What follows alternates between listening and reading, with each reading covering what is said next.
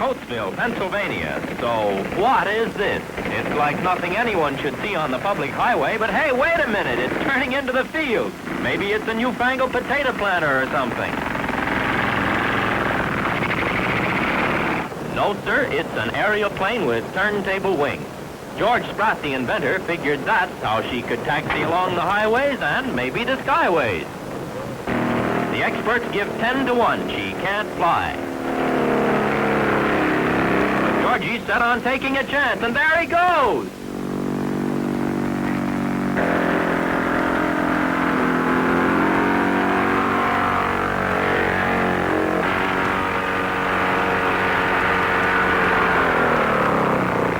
And that's the time the experts got fooled. Good boy, George.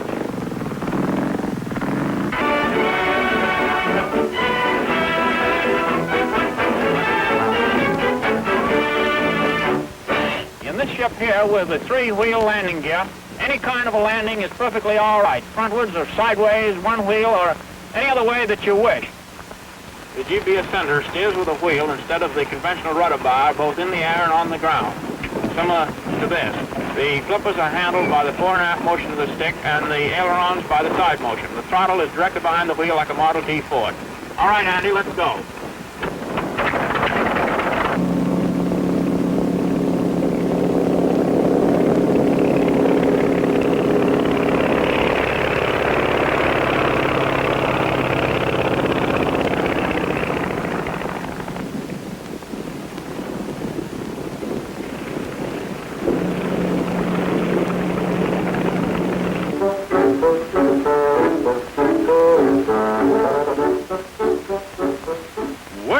A windmill will raise water, so why shouldn't it raise an airplane? Perhaps that's what Mr. Jonathan Caldwell thought when he designed and built this contraption, which is being shown to the public for the first time. The mill wheels going round are supposed to represent the flapping wings of a goose. The wheels turn all right, but it just won't leave the ground, not even when they drag it. It moves, though, and that's something. But any auto will go pretty well downhill. A good idea just the same, Professor, and better luck next time.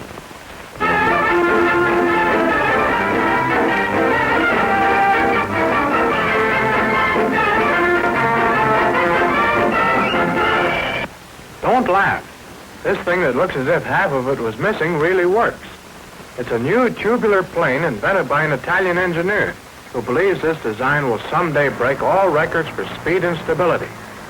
You've often seen a barrel roll, but here's one that flies.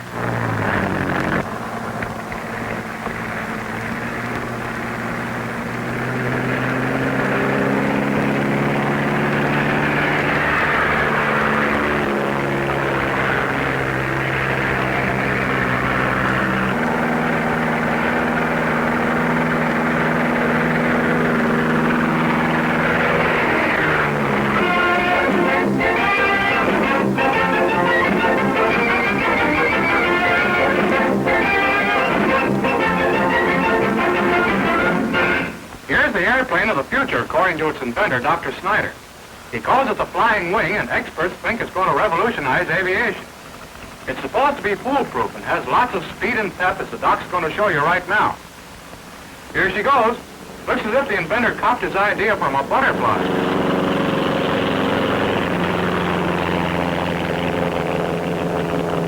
Being all wing turns it into a glider in case the motor gets heebie-jeebies and makes tail spins impossible, Dr. Snyder claims.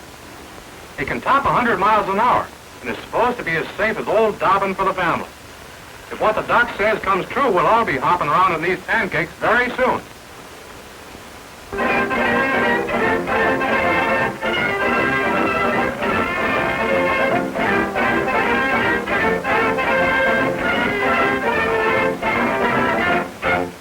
No, it's not an airplane, and it isn't a balloon. It's a spindle airship, the new invention that has excited aeronautical engineers. Perhaps Mr. Popper, the inventor, will explain the idea for us. In place of wings, we use spindles on this ship. The large ones are the main lifters, and the small ones act as stabilizers. This is done by spiraling so that the landing with speed would be about 5 to 10 miles per hour. Now as they revolve, the spindles, with their little indentations, are creating a lifting vacuum above. Engineers predict the spindles will be more efficient than the wings of an airplane. There's only this about the spindle airship.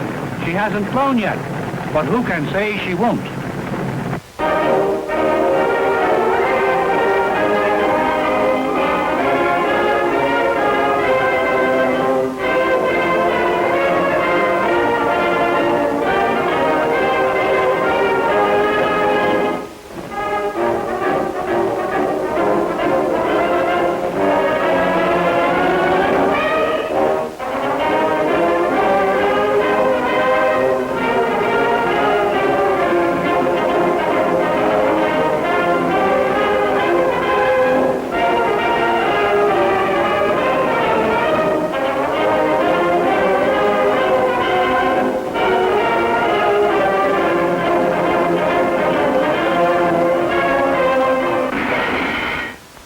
The flying umbrella. Here's the latest in aviation, which the inventors hope will be the family flavor of the year. And it really works.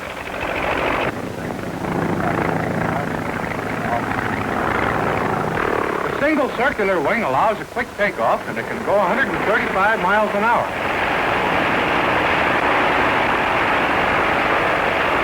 Don't worry about engine trouble. That pancake top allows it to drop slower than a parachute. And it can land at your front door. Maybe it's the future aerial taxi.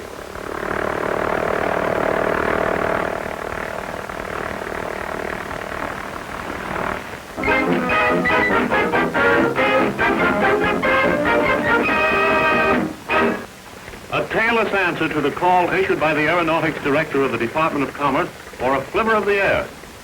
It is my hope that someday that this little ship will become the great-great-granddaddy of America's air flivver.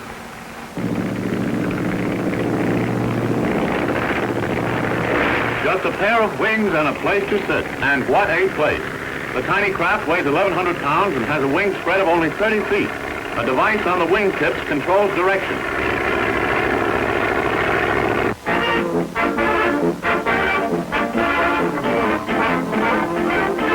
Meet the professor, folks. For 20 years, he's been watching the Killylouberg and has finally discovered what makes it fly. All it takes is a tank full of oxygen, a left-handed monkey wrench, and a couple of nuts.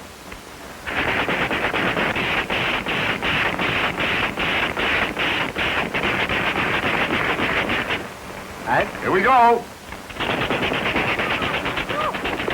History in the making. It's the happiest day of the professor's life. Let's hope he puts salt on his tail. Going, that's all.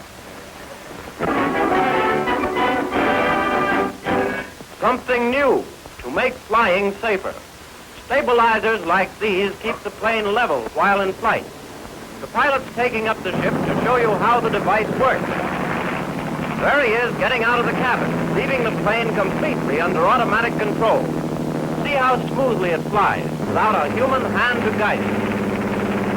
Now the pilot's on the fuselage, and no one is in the cockpit. The test is a success and should encourage one-armed drivers who want to hug their girls.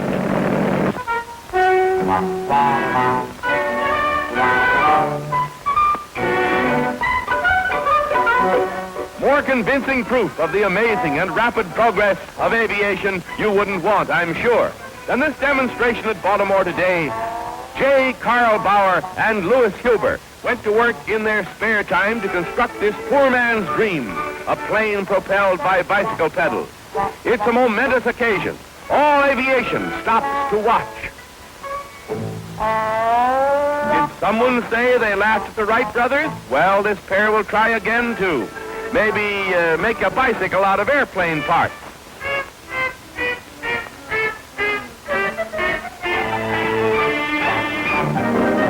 Paris offers a real novelty in aircraft.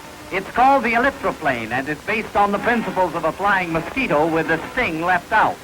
Its tail sticks up in the middle and is supposed to prevent slips and nosedives. Now we'll see what we will see.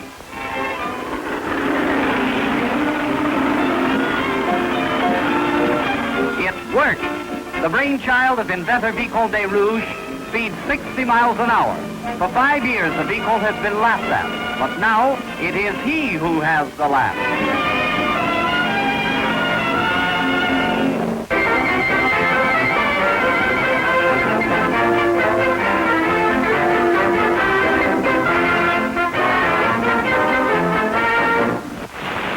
Folks, here I am with a new device called the ornithopter.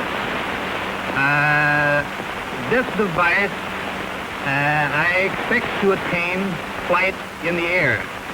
Through a system of leverage advantage, plus a man's physical power, I believe it possible to fly as a bird. And here I am, you can look this device over. It appears heavy, it's light. Well, that sounds okay if it works. But if Bertie doesn't fly when he makes that jump, he's going to get a real cold bath. Here he goes. Splash-o. Well, he got the bath all right. But is little Willard discouraged? Not a bit. Just wait a moment and you'll see. Now his feathers are all dry again.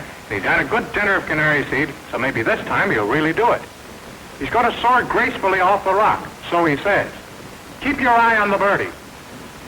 Cuckoo, cuckoo.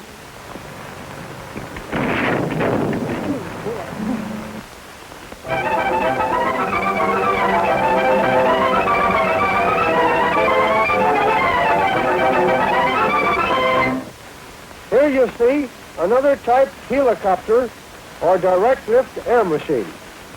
Our principle, as you will see, is a flat plate or disc type propeller moving the air fast enough to produce a lift. Our engine is connected to our transmission by a jack shaft driven by a chain. Our transmission rotates and reciprocates our propeller. As the propeller goes up, we get our lifting power on the down reciprocation. All right, ladies and gentlemen, we'll show you how this works.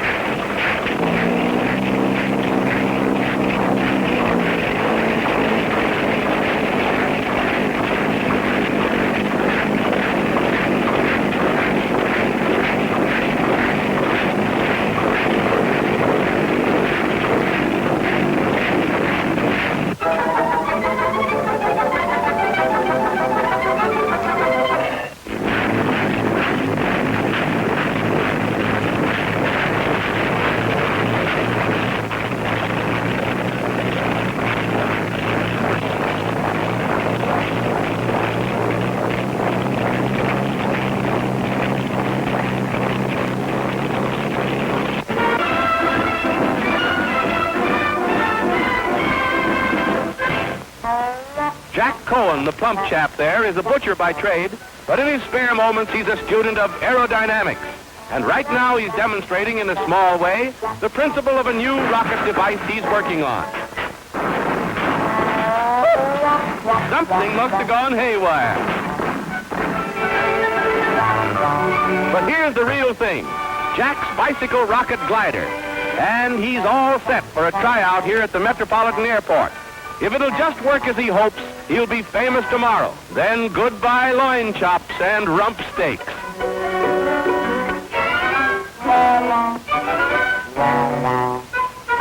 The dog collar he's putting on is an ingenious arrangement which will enable him to aid the flight of his craft by a gentle flapping of the wings. So.